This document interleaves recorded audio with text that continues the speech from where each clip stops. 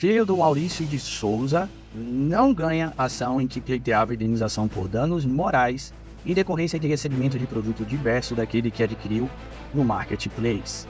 Será que essa decisão está correta ou ela precisa reformar? É o que veremos daqui a pouquinho. Olá pessoal, tudo bom? Meu nome é Salomão Rezedai, eu sou professor de Direito Civil e juntamente com o pessoal que se inscreveu na nova era da responsabilidade civil, estamos aqui para aprofundar nos estudos nessa área, que é uma área fantástica, uma área de grande atuação. Eu quero dizer que o pessoal que se inscreveu, que está fazendo parte do programa A Nova Era da Responsabilidade Civil, terá um estudo bastante aprofundado, um estudo de caso bastante aprofundado sobre essa situação. Mas se você não se inscreveu porque perdeu um prazo, ou não sabia, ou não era o seu momento, vou fazer aqui alguns breves comentários para que a gente possa entender exatamente o que aconteceu. Vamos aos fatos. O autor, ele adquiriu uma placa de vídeo no valor de mais ou menos uns 14 mil reais junto a um marketplace. Ao receber o produto e abri-lo, viu que não tinha a placa de vídeo ali, mas sim caixas de areia. Ele então divulga isso na internet e isso gera meio que uma comoção.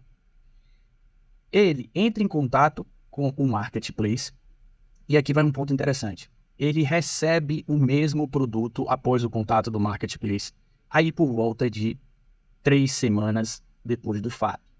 Ele ingressa com a ação indenizatória e agora que está publicado o acordo, houve uma nova comoção social. Existem diversos perfis que estão alegando que a decisão está errada, que o Poder Judiciário não leva a sério o pedido de dano moral, que isso é um absurdo e assim sucessivamente. Mas será mesmo que essa decisão precisa de reforma?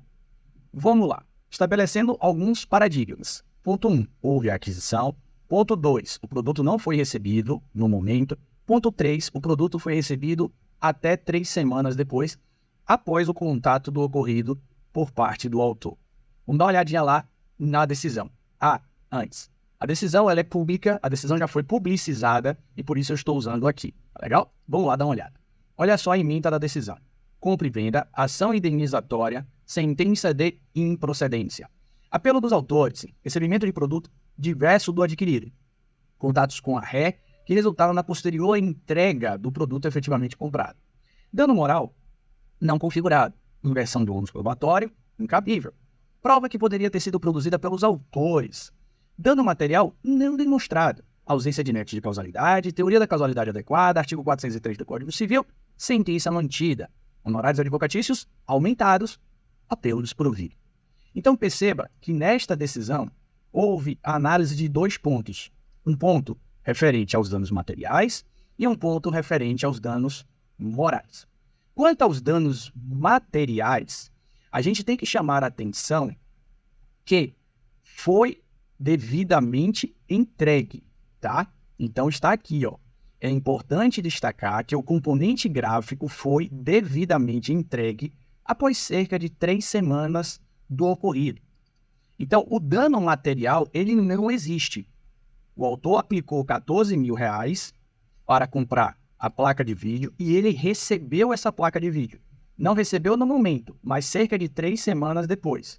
E aí, o tribunal já dá a primeira dica, quando ele fala o seguinte: prazo que se revela razoável.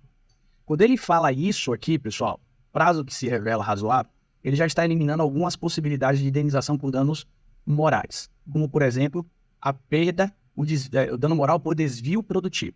Então, aqui a gente já tem uma retirada da condição de dano moral. Mas se a gente for prestar atenção, me parece que no corpo da petição inicial, o pedido de dano moral não foi baseado nisso, tá? O pedido de dano moral não foi baseado nisso, foi baseado nesta situação aqui, ó.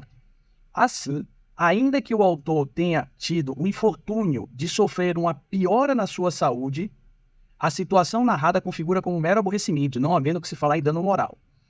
Veja que o pedido de dano moral, a causa justificadora do dano moral é uma suposta piora na saúde do autor, porque ele não recebeu a placa de vídeo. Em razão do não recebimento da placa de vídeo, supostamente o autor teve uma piora na saúde dele. Então, esse dano moral, só observando aqui pela decisão, tem cara que foi pedido em razão de dor, sofrimento, pensamentos negativos, essas sensações anímicas. E o Tribunal de São Paulo afastou afastou dizendo o seguinte: olha, não existem comprovações de que efetivamente houve esta piora vinculada ao não recebimento da placa de vídeo. Tá? Olha que situação, certo? Então, não há essa vinculação. Então, é por isso que o Tribunal de Justiça de São Paulo não deu o dano moral. Só que aqui vai uma crítica para o tribunal, porque ele fala em mero aborrecimento. Na verdade, não é mero aborrecimento. Não tem dano, pessoal. Não tem dano. Não estou comprovado, não tem nexo de causalidade, não tem dano. O dano não está configurado. E aí, para a gente finalizar, olha essa parte aqui. E cabível também versão do ônus probatório em relação às gravações de atendimento telefônico, visto que, na data de tal, os autores receberam e-mail contendo instruções para finalizar a solicitação delas, o que não foi feito. Logo, trata-se de prova que poderia ter sido produzida pelos autores antes mesmo do ajuizamento da demanda. Então aqui a gente tem um outro ponto interessante. Veja que, ainda que o pedido fosse por desvio produtivo, o tribunal disse o seguinte: olha, você que tem que produzir, porque quando você fez o pedido, você recebeu um e-mail com as orientações a qual você deveria adotar e você não adotou. Então, não há que se falar em dano por desvio produtivo, tá? Então perceba o grande detalhe. O foco aqui é, em resumo geral, a ausência de nexo de causalidade quanto aos danos, tanto dano material, porque ele já recebeu, como dano moral, porque não restaram configurados. Como eu disse a vocês, eu desconheço o pedido da petição inicial, não tive acesso ainda à petição inicial, mas pelo que me parece, o tempo dessa decisão, inteiro o teor da decisão, ela não está equivocada em hipótese nenhuma. De fato, a questão do dano moral gera muita emoção na sua discussão, mas a gente não pode deixar de entender que o dano moral ele é um instituto jurídico e ele tem que ser raciocinado com muita frieza e muita objetividade. Não adianta a gente tentar colocar dano moral em qualquer coisa, até mesmo porque o dano moral está se adaptando às alterações sociais cotidianas. Então, vamos tomar cuidado, vamos estudar profundamente a questão da responsabilidade civil, porque é uma área muito interessante.